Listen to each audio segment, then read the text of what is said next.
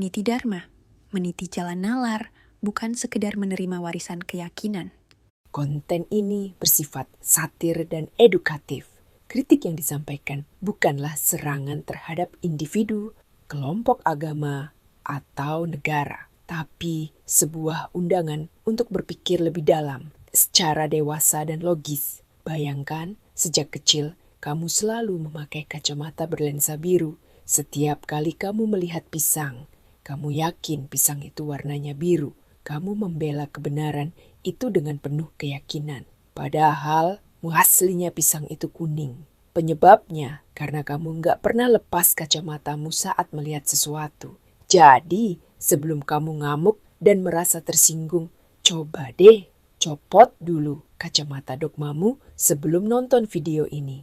Nonton video ini nggak butuh iman. Yang dibutuhkan cuma satu, akal sehat serta keberanian buat berpikir dengan nalar. Kalau kamu masih sayang sama akal sehatmu, silakan lanjut. Kalau enggak, ya skip aja, terserah kamu. Tapi jangan bilang ya, kita enggak kasih peringatan lebih dulu.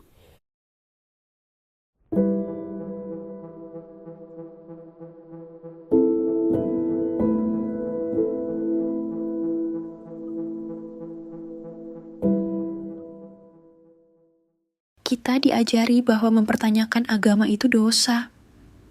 Tapi, bagaimana kalau justru dosa terbesar adalah tidak pernah berpikir? Tan Malaka sudah memperingatkan kita puluhan tahun lalu, saat bangsa yang terlalu lama tenggelam dalam mistik dan dogma akan jadi budak selamanya. Ini bukan tentang menolak agama, tapi tentang berani bertanya. Apakah kita benar-benar percaya atau hanya takut bertanya?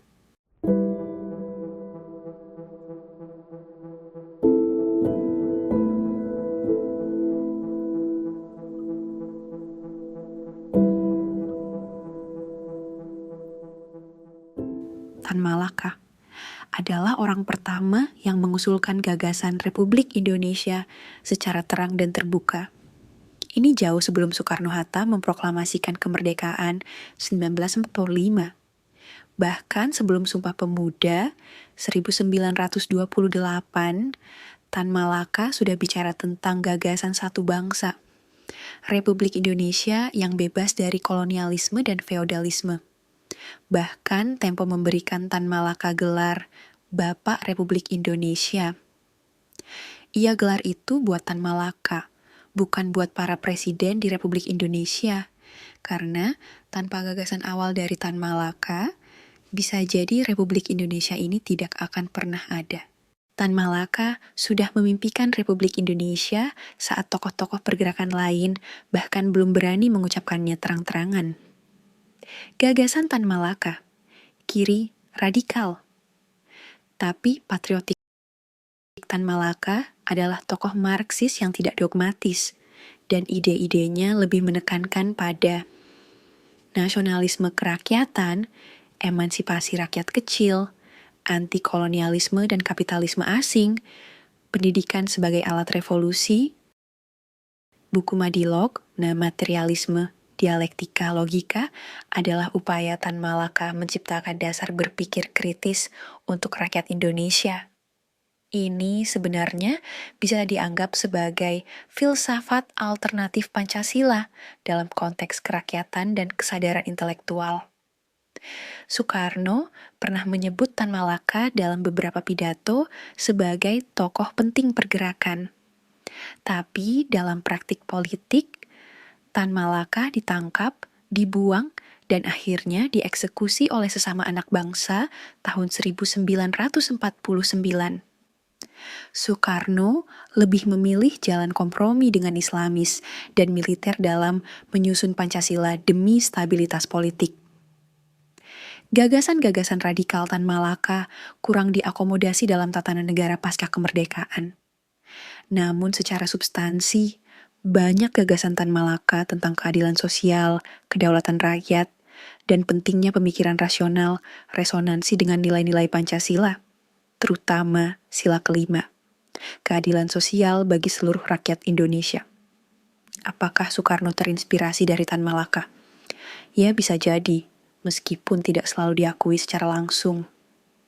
Soekarno dan Tan Malaka hidup di zaman yang sama, bergelut dalam arus ideologi global saat itu seperti nasionalisme, sosialisme, dan komunisme. Bisa dikatakan, Tan Malaka adalah pelopor intelektual kemerdekaan, sedangkan Soekarno adalah arsitek politiknya.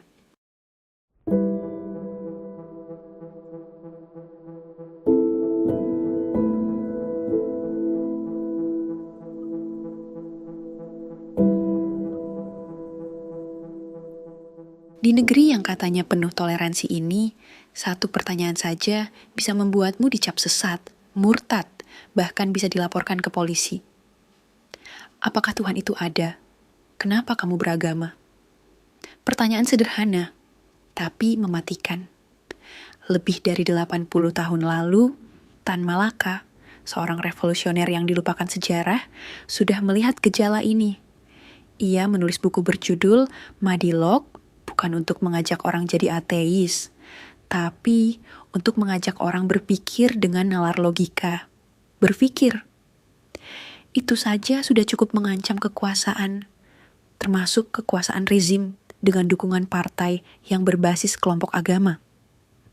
Tan Malaka menyebut bahwa salah satu penghalang terbesar kemerdekaan Indonesia bukan kolonial Belanda, tapi cara berpikir kita sendiri. Ia menyebutnya mistika, warisan dari kepercayaan buta, takhayul, dan dogma agama. Menurut Tan, bangsa kita terbiasa menerima kebenaran dari atas, dari para pendakwa agama, dari kiai, dari pedagang yang syiar, ajaran agama ke Indonesia, dari pendeta dan evangelis yang diutus oleh kolonial penjajah. Bangsa ini tidak diajarkan untuk bertanya, mempertanyakan kebenaran agama, apalagi diskusi dan menolak pendapat mereka.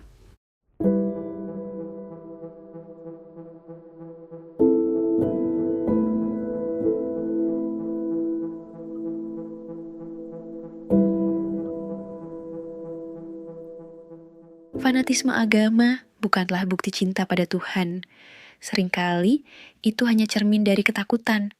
Takut salah, takut dosa, takut neraka, dan takut kehilangan identitas yang sudah diwariskan sejak lahir. Kita diajari menyembah sesuatu dari katanya kebenaran sebelum diajari berpikir. Kita menghafal sebelum paham, dan celakanya kita membela yang kita sendiri gak mengerti, bahkan sampai mati. Karena meyakini agama tanpa pertanyaan itu adalah penjara. Agama seharusnya memanusiakan. Tapi ketika pertanyaan dilarang, maka agama berubah jadi penjara jiwa. Tan Malaka bukan ingin menghapus agama, tapi ingin agama dikembalikan ke ranah pribadi, bukan sebagai alat kontrol sosial.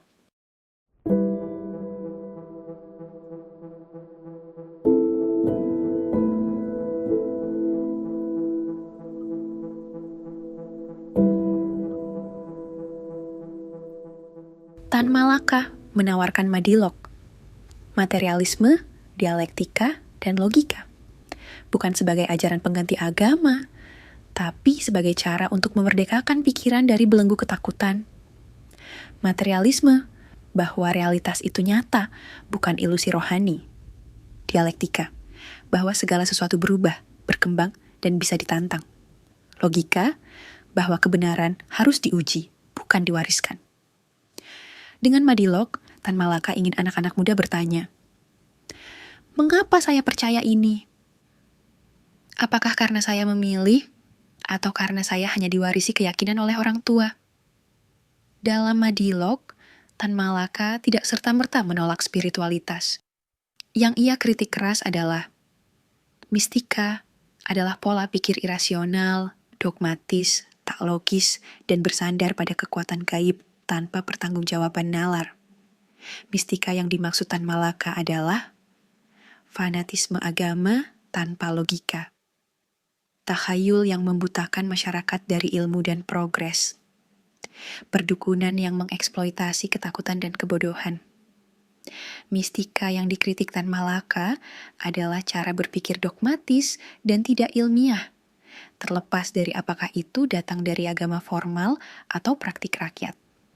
Sementara, kejatuhan spiritualitas asli Nusantara terjadi karena digantikan sistem dogma agama dari luar. Lalu yang tersisa justru praktik simbolik yang tidak utuh. Dan itulah yang kemudian disebut mistik atau klinik.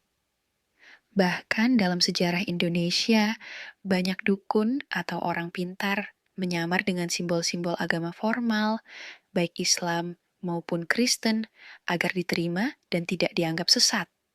Dalam banyak kasus, di era kolonial, Islamisasi dan Kristenisasi menggantikan spiritualitas lokal, lalu menyisakan bentuk-bentuk kepercayaan rakyat, folklor, dukun, jimat, dan lain-lainnya yang tidak terstruktur dan cenderung disebut mistik. Bahkan hingga kini, banyak dukun yang mengutip ayat agama tertentu atau mengenakan simbol religius untuk memperkuat legitimasi.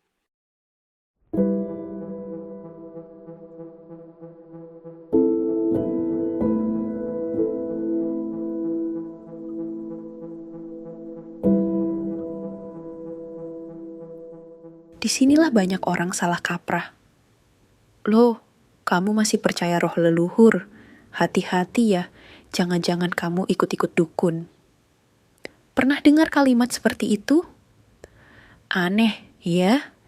Di negeri yang katanya menjunjung warisan budaya yang dibangun leluhur sendiri, kenapa justru spiritualitas leluhur dianggap klinik, sementara dukun di balik simbol agama malah laris manis? Aneh kan?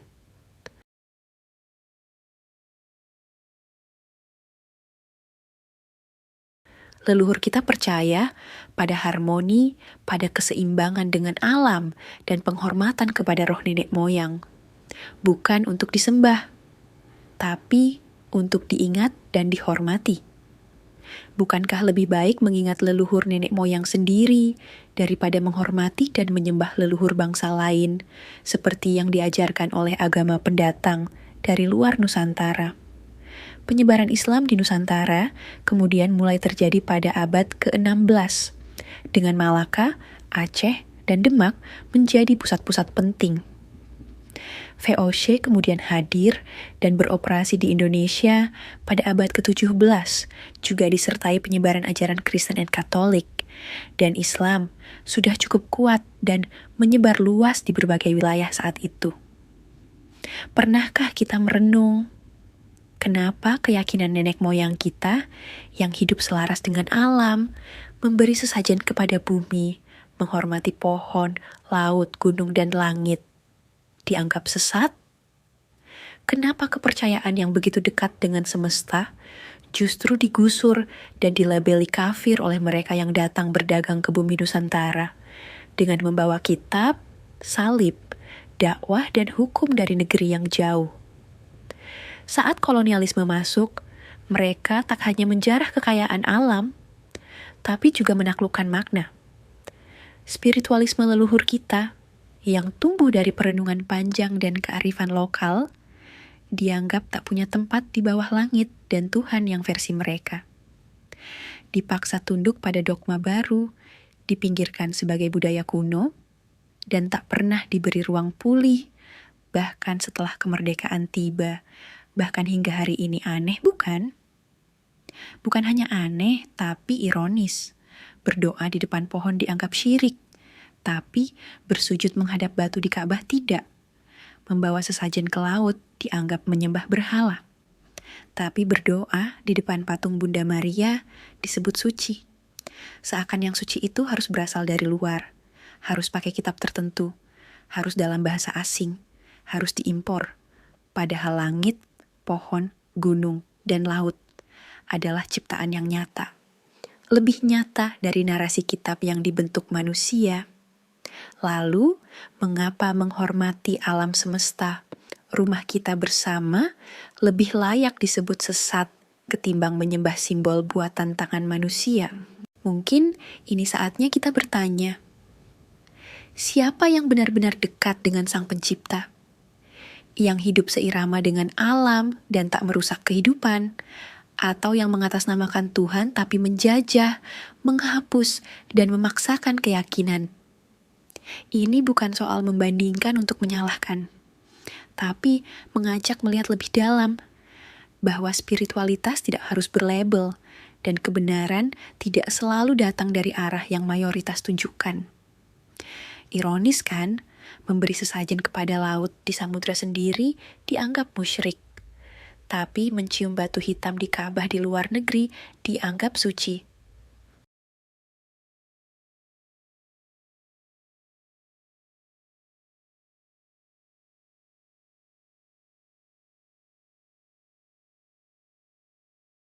Menyapa pohon di hutan dianggap sesat. Tapi menunduk di depan salib atau patung Maria dianggap jalan keselamatan.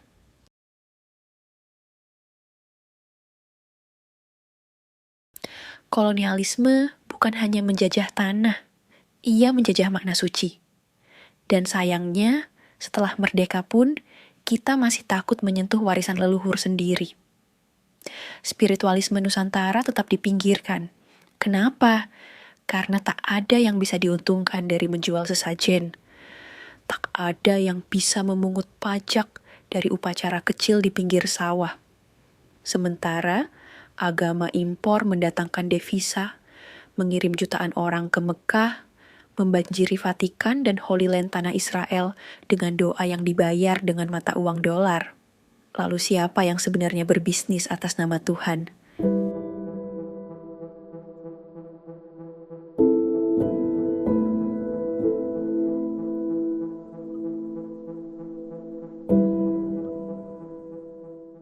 Kita tumbuh dalam sistem yang membisukan kearifan lokal, karena terlalu sibuk menyembah Tuhan versi luar negeri.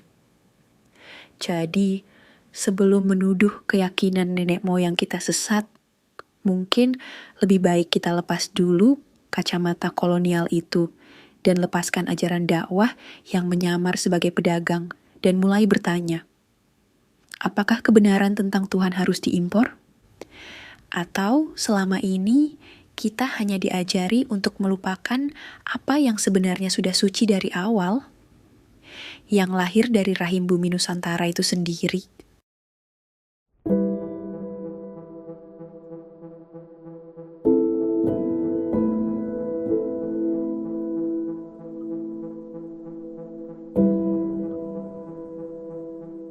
Kenapa berpikir logis dianggap berbahaya? Karena logika menuntut bukti, fakta sejarah, dan masuk akal secara nalar berpikir. Dan kekuasaan, termasuk kekuasaan agama, seringkali tak bisa memberi bukti, hanya doktrin. Logika mengikis otoritas buta. Dan dalam sistem yang dibangun di atas dogma, berpikir kritis itu bisa dianggap pemberontakan. Dalam Madiloh, Tan Malaka tidak menyuruh rakyat jadi anti Tuhan. Ia hanya ingin cara berpikir bangsa ini keluar dari kabut mistika dan dogma. Mistika adalah percaya tanpa bukti, takut tanpa nalar, mengikuti tanpa bertanya, dan ironisnya, mistika bisa tumbuh dimanapun, bahkan di balik jubah pemuka agama. Lihat praktik perdukunan zaman sekarang. Coba perhatikan baik-baik. Mereka pakai ayat kitab suci apa? Menghafal ayat tertentu, membaca mantra dalam bahasa agama resmi, kadang pakai sorban, jubah, atau simbol-simbol religius, tapi tak satu pun dari mereka yang murni dari spiritualitas asli Nusantara. Karena spiritualitas leluhur bukan untuk memanipulasi sesama, tapi untuk menyelaraskan diri dengan alam dan semesta. Mereka tidak jual kesaktian atau keselamatan, tapi mengajarkan keharmonisan hidup dan rasa hormat kepada yang tak terlihat. Jadi, jangan salah kaprah. Kalau kamu masih menganggap spiritualisme leluhur itu klinik, mungkin yang kamu lihat sebenarnya adalah mistika yang dibungkus dogma agama, bukan ajaran leluhur yang murni. Karena spiritualitas Nusantara tak pernah menjual ketakutan. Ia mengajarkan kita untuk menyadari, bukan menghakimi. Untuk hidup selaras, bukan menguasai sesamanya. Dukun bisa menyesatkan kesadaran berlogika. Tapi spiritualitas leluhur bisa membimbing kita kembali pada jati diri bangsa. Karena mereka tidak memaksa, tidak menjual surga, tidak mengutuk siapa-siapa, tidak pernah memungut bayaran apa-apa, donasi pun tidak, apalagi bentuk zakat, sodakoh, atau perpuluhan bulanan. Mereka hanya ingin kita sadar bahwa hidup ini bukan tentang surga neraka, tapi tentang merawat keseimbangan semesta. Jangan samakan spiritualitas Nusantara dengan dogma agama, apalagi dengan mistika. Yang satu adalah warisan kebijaksanaan, yang satu lagi kadang cuma warisan ketakutan. Mari kenali kembali akar spiritual kita. Bukan untuk kembali ke masa lalu, tapi agar kita tahu siapa kita sebenarnya. Sebagai keturunan leluhur, bangsa pribumi asli Nusantara.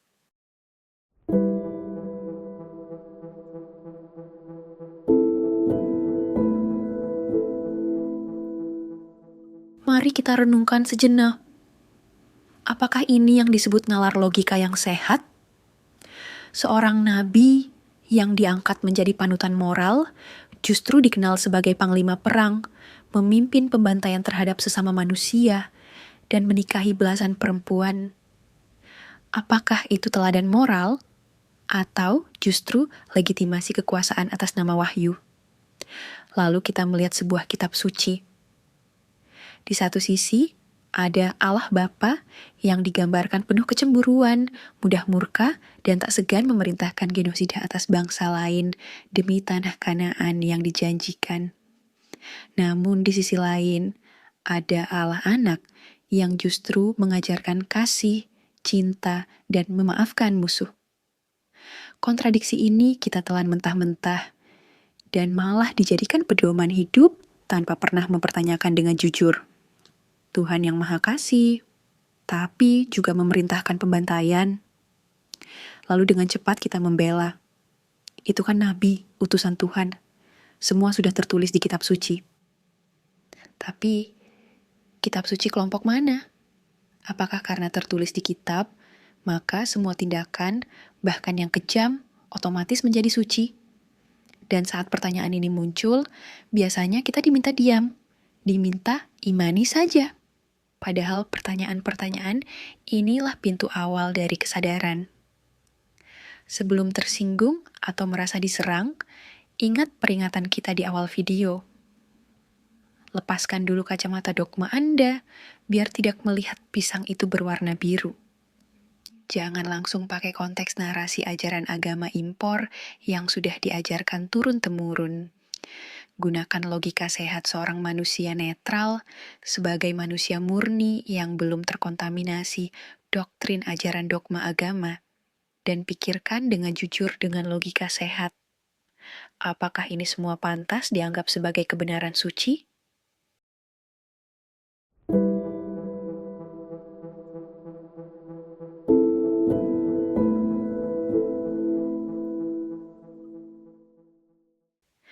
Yang lebih menyedihkan lagi, ketika spiritualitas leluhur kita di Nusantara yang justru mengajarkan untuk menyatu dengan alam, menghormati leluhur, dan hidup selaras dengan semesta, malah dianggap kafir, domba sesat dan dilarang.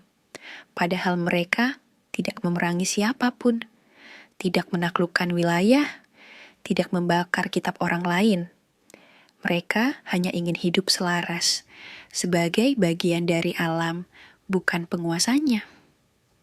Ironisnya, ajaran damai dan alami itu malah digusur oleh sistem kepercayaan dari luar yang membawa pedang dan kitab dalam satu tangan. Kalau kita jujur, logika yang sehat tidak bisa membenarkan ketidakadilan ini. Dan jika kebenaran hanya bisa bertahan dengan ancaman atau larangan bertanya, maka bisa jadi itu bukan kebenaran, tetapi sekadar konstruksi kekuasaan yang dibungkus dalam jubah sakralitas.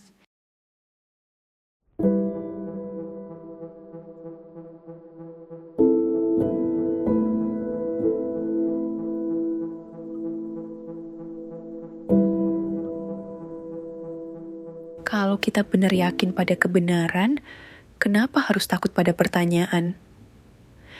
Kalau Tuhan Maha Tahu, kenapa pertanyaan manusia dianggap ancaman? Madilog bukan hanya buku tua yang berdebu di perpustakaan. Ia adalah obor kecil yang ingin menyalakan keberanian berpikir di tengah malam panjang kebodohan. Jangan takut berpikir, meskipun dunia bilang itu dosa. Fanatisme lahir dari ketakutan, bukan dari kebenaran. Dan keberanian terbesar adalah berpikir sendiri. Kalau kamu setuju, kita perlu lebih banyak berpikir, bukan sekadar percaya. Like video ini, bagikan ke temanmu yang masih takut bertanya, dan subscribe biar kita sama-sama keluar dari kegelapan berpikir.